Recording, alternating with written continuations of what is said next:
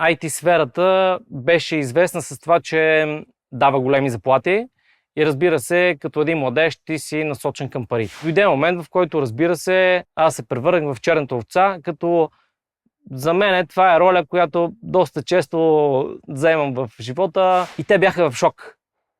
Две жени стоейки срещу мене и как няма да го подпишеш? Защото никой в корпорацията не им беше отказал до сега да подпише Performance Improvement Plan. Човек приема, че това е нещо, което ти трябва да направиш, защото ти казва да го направиш. Откриваш твоето, когато пак е нещо казано от теб. Когато работиш, да кажем, 16 часа и си изморен, но знаеш, че може още малко. И ти го правиш това още малко. Ти се пускаш в това още малко. Какво е крипто? Нали? Това е един голям фейк, общо взето един голям фейк, в който аз все още участвам. Ще гледаш гейта, където всички хора са облечени черно. Там е вика българския. И наистина отидох на гейта и там бяха българи. Без да гледам всички други хора облечени цветно, зелено, синьо, червено. На нашия гейт всички хора бяха облечени в един черен цвят.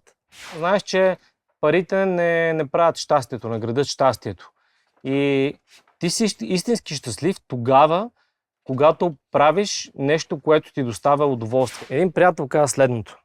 Ако някой преподава така курсове за трейдинг, вероятно той е неуспешен трейдър. Това нещо се случва с помощта на изкуствения интелект.